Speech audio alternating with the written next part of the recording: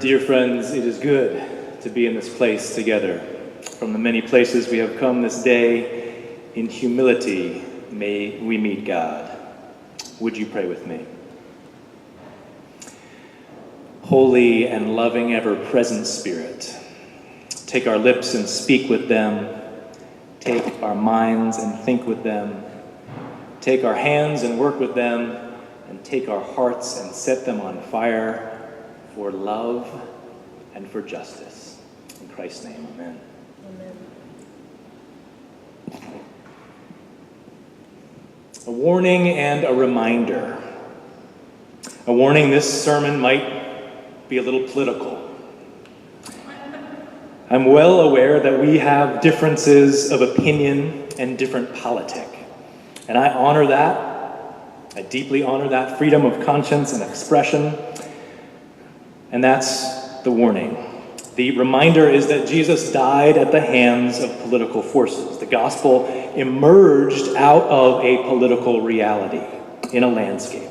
So as followers of Jesus, we may have differences of opinion, but when it comes to the necessity of love, there is no division. Fierce love. Friends, it has been quite a week, as has already been referenced, to say the least. In the wake of our 58th quadrennial national election, many have had a wild range of emotions. In talking and listening to many of you this week and many other friends and families and strangers through phone calls, emails, and texts and postings, words like devastation, shock, grief, heartbreak, ruin, hurt, anger, catastrophe, and bleak have readily been shared. But perhaps the hardest word to feel and to hear has been fear. In the wake of this election, many of us fear that the incredibly hard worked-for social progress over the past 40-something years may be eliminated in a mere 4 years or even the first 4 days of a Trump administration. As the great mystical Christian contemplative Reverend Dr. Cynthia Bourgeault and co-conspirator with Richard Rohr put this week, in many ways this election feels like the back of the hand to all the things that we as growing spiritual leaders and seekers look for, such as love, charity, compassion, and respect for the otherness of others. But many others fear on a personal level. There is fear that someone who has used hateful, derogatory, bigoted, sexist, xenophobic, homophobic language to get elected, and clearly has inspired some of his supporters to already act out on such violent words, as a president will begin to embody this rhetoric and hateful policies and laws, policies that will hurt real people. I found myself saying to others throughout this week that I, as a white, Protestant, hetero, self-identifying male at the top of the so-called privileged pyramid, if I am unnerved by the very voice of this bullying man and cringe, I can't imagine what others may be feeling and waking to this week. So on the night following the election, we as a church gathered in vigil, in prayer, and in fellowship here in this sanctuary, and we so deeply longed for the sanctuary of community, the safety of communion, and the calm in the midst of this tectonic shift of our political landscape. And it was truly good to come together, and again, it is good to come together this day, as Julie has said. Before we broke bread with each other that night, we came to the communion table and lit candles of prayer in lament and intent. We named the hurt and the fear that many of us are carrying in these altered days, or the fear that others are carrying in these altered days. We lamented the future of our climate as we are faced with a climate change denying president-elect ready to do away with the EPA. We lamented the divisions in our country that even strike into the hearts of our families and friends and communities of faith. We lamented the rise of a racist alt-right and the feelings of powerlessness in regard to these things. We lamented that we had to lament.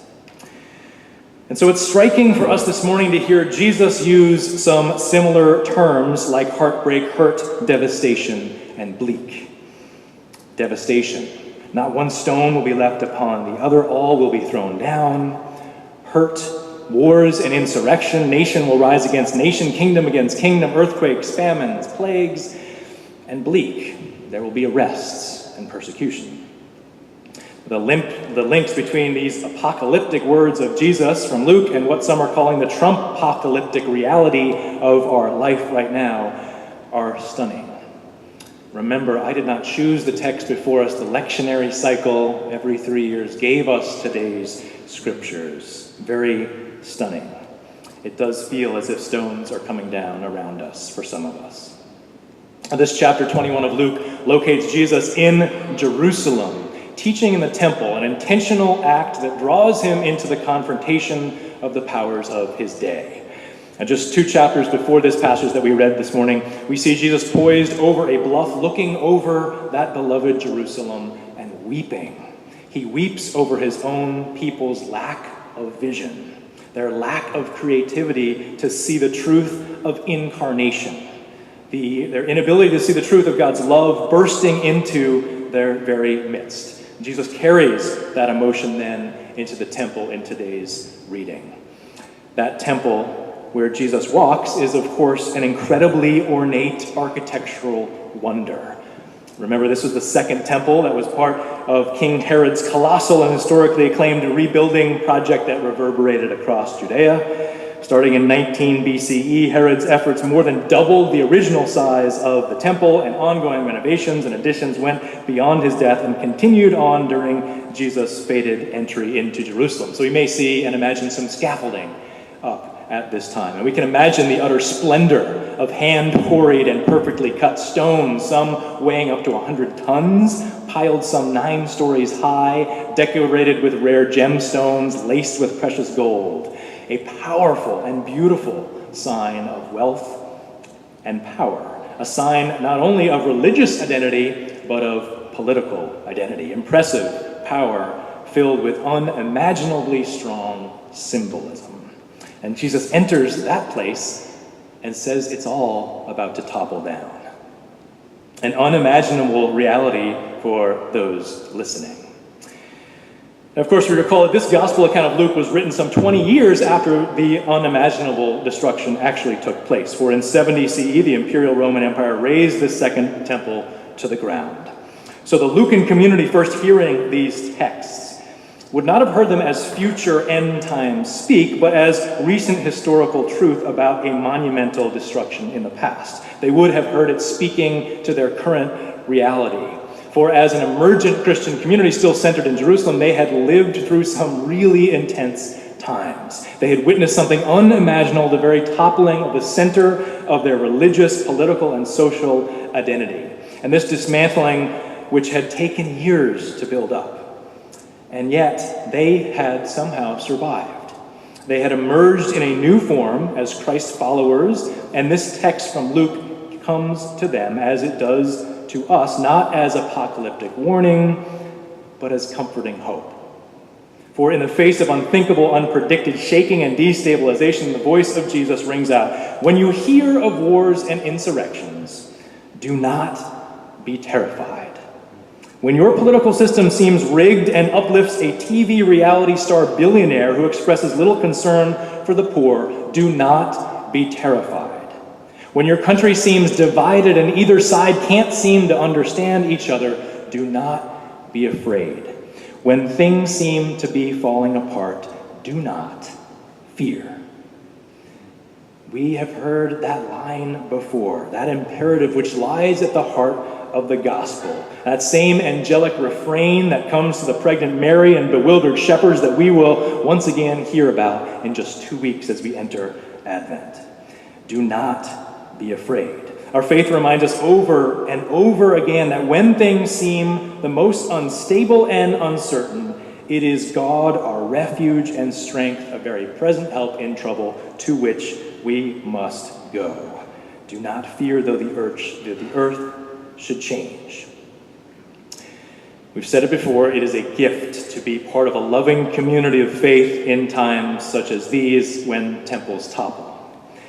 I'm grateful for this Church of the Covenant. Deeply grateful. I'm grateful for a focusing place to come to this week in our 2 vigils, this morning in worship, and knowing that we go the road with different opinions together. I'm grateful that we are coming to a place on a regular basis, not just on Sundays, to be grounded in faith and to be grounded in God, to be grounded in traditions and scriptures and stories that can help in times like these, stories that remind us that we are not the first to face instability and uncertainty. The prophets like Isaiah found their voice in the midst of exile and oppression. Mary gave birth to Jesus in the heart of an occupation. Imperial political powers were the backdrop to incarnation. And so, while 2016 certainly stands out as a unique low in U.S. elections, our faith reminds us, even the brokenhearted, to take heart. For our still speaking God is far from absent, and the story goes on. Church is a place to remind ourselves of the creativity of God. At the center of that which is sacred to us is a creator God who calls us into the work and the play of co-creation. And so the words of Isaiah, born out of the heart of exile, come to us this morning as balm. For I am about to create a new heavens and a new earth. The former things shall not be remembered or come to mind, but be glad and rejoice in what I am creating. These words, like the words from Luke, were first heard by original listeners as a profound message of hope to a people who knew uncertainty. Our still speaking God, still creating. And therefore, it is our invitation in times like these to create. It is nothing short of what I call the Spirit's serendipity that you, the sanctuaries, are with us in our sanctuary this morning. Dear friends, thank you for taking the time in your busy schedule to be here. I see this as God's timing among us to embody that which is creativity and bring it forward into the place of safety and sanctuary so that we can go out as creative beings in the world. Love does reach out, and we will hear that refrain this morning. I am also so excited that 2017 here at Church of the Covenant will see a new emergence of an arts, spirituality, and justice focus. I'm excited about Reverend Julie's role in that, in leading that effort. I'm excited about the things that are emerging in the midst of our world. Our focus on race and identity has also been spirit-infused and timed. Clearly, for such a time as this, when 70% of white people in America who voted for Trump, it is important for us to look at the issues of race and identity through the lens of faith.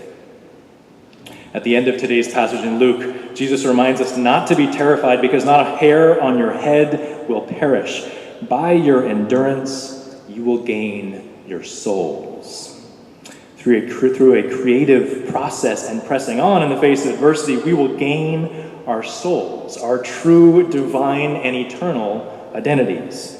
It is quite the promise to hear on a day such as this, a promise that we will need to remind ourselves week after week, month after month, even as things may get worse from this point. Our planet's climate has probably never faced such a challenge as what stands before us in the coming administration, but we shall not give up. We shall not give up the nonviolent fight, for we have only started. This past week, after we gathered in vigil and prayer and song and communion, we went outside these doors with our chalice, as is our custom, and poured the grape juice. We're about to pour the grape juice into the ground as a symbol of blessing of all creation. And there we were surprised by not tens or hundreds, but thousands and thousands of mostly millennials, but all sorts of different backgrounds of people walking the opposite direction on Newbury Street in beautiful, peaceful, non-violent, but fully fierce love. And that gathering that began at the Standing Rock Solidarity Witness on the Common and morphed into this incredible rally and holding signs such as Love Trumps Hate and others like Not My President and other things was an incredibly beautiful gathering of souls. And we found ourselves, the congregants from this worship, just standing on those steps with peace signs extended, the chalice extended in blessing and in prayer and in solidarity. And as people came by, the accolades and the joy in their faces really surprised us. For many of them probably had never seen people of faith, let alone Christians, behind a massive sanctuary, standing affirming the role of peace and nonviolence and fierce love in the midst of our world. Friends, that is creative, emergent witness. We did not plan it. The Spirit led us into that place. And I pray that we would continue to place ourselves in those places where faith perhaps has gone silent. We have a role to play. We have a message of love to bring forward. A person more than one came up to me during that time and said, "Pastor, where do you think God is in this?" He said, "Do you think God is in this?" And I said to him, "Do you mean in the midst of someone rising to power, encouraging hate?" And I said, "I don't see God in that, but I do see God in any place where the love of neighbor is emerging." And I see that in this gathering that night on the streets. I see that in communities coming together in the wake of this election. So many were invited to call a friend or a neighbor or simply walk across the street after the election, even across the street of someone who voted differently from you, to knock on that door and just check in with one another. That rising, that beauty coming together certainly was balm for me in these past days, and it is reflective of the love of God and the activity and creativity of God. Friends, this creative witness will require a kind of fierce love. For the love of neighbor means the outright public rejection of any ideology from a president or political system or community that promotes hatred, fear, bigotry, or oppresses in any way. There is a resilience that we are called to, dear friends. Yes, we are called to reconcile and cross those differences, but we are called to cross those differences with the message, the bold message of fierce love and love of neighbor and acceptance of all. We must not back down from that message, even as we are called to reconcile one to the other. For God is the God of Isaiah and Jesus, the one who calls us to care most for the vulnerable and for the poor. The way of fierce love for me has been so beautifully displayed out in North Dakota in these past months at the Standing Rock Sioux Reservation. And it was indeed an honor for Julie and I to be there just over a week and a half ago. For in that place, the dirty, dangerous, climate-exacerbating oil pipeline that the Sioux call a black snake is that which is cutting through sacred land, disrupting burial grounds, and threatening drinking water. We first saw, Julie and I, as we gathered with other interfaith clergy in that place, the violation of justice, the violation of peace. And we saw an unacceptable militarized force combating a nonviolent, prayerful vigil of people, time and time again. Treaties, once again, being broken. Friends, this is something that is unacceptable in our world, and I fear its future as we move ahead. But I am convinced that the way of nonviolent resistance and love and fierce love that is being demonstrated by the intertribal gatherings in that place and the accomplices that are going there will indeed outlive the powers of greed and corporate self-interest that is represented in this snake that is cutting through God's sacred land. In that place, we were welcomed to be in solidarity and prayer. We were also welcomed to apologize. We had the ability to bring forward the renunciation of the doctrine of discovery. That doctrine of discovery written in the 15th century, which justified Christians taking land from indigenous peoples around our globe. Our denominations have recently reaffirmed the renunciation of this doctrine, and we were able to present a copy of that doctrine. And after we presented that to some representatives of tribal elders, they took those papers and they burned them in front of us in a powerful witness of solidarity, of reconciliation, and of justice, saying that this document, this thing which helps justify pipelines such as that in the name of Christianity, is not the way of God. And we, as representatives of the faith, were a part of that. That is an example of the fierce love, my friends, that we are called to be about in these coming days. We are also called to the way of rest. I think many of us have been troubled this week thinking that our work just got a lot harder. And I want us to hear this, that many of you have been in this work of justice and peace and the embodiment of fierce love for your whole lives. And I want us to hear the call to Sabbath keeping, self-care, and gentle love. There is a time for all things under heaven. There is a time for Sabbath keeping. And one thing that I see happening in this time is there are many new people joining the movement of fierce love. And perhaps for those of us who have been working tirelessly for years, it might be time to take a break and allow those new voices and people to come alongside. We have not given up the fight, friends, but it is right for us to take good care and self-care in the midst of things, to listen to one another, to reach out and check in on one another, to reach out to the 46.9% of Americans who didn't even vote in this election, to cross those lines of difference with the word of nonviolent love.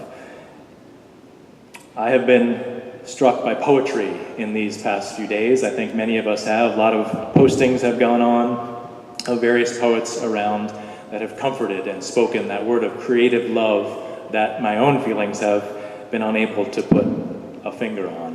One such poet, Wendell Berry, reminds us that when despair for the world grows in me and I wake in the night at the least sound in fear of what my life and my children's lives may be, I go and lie down where the wood drake rests in his beauty on the water and the great heron feeds. I come to the peace of wild things who do not tax their lives with forethought or grief. I come into the presence of still water, and I feel above me the day-blind stars waiting with their light. For a time I rest in the grace of the world and am free. And that poem led me to another by William Stafford, entitled Yes. It could happen anytime. Tornado, earthquake, Armageddon. Yes, it could happen. Or sunshine, love, salvation. It could, you know. That's why we wake early and look out. No guarantees in this life, but some bonuses, like morning, like noon, like evening, like right now. Friends, may we hear the invitation of Jesus to live fully into these bonuses, to remember who we are, that we reflect the very image of God, and to join in that co-creativity that will lead us to Isaiah's peaceable community, where the wolf and the lamb shall feed together, and no more hurt or destruction will come on all of God's holy mountain. Let us affirm that yes together as we are led now in song. Break those chains with love. Amen.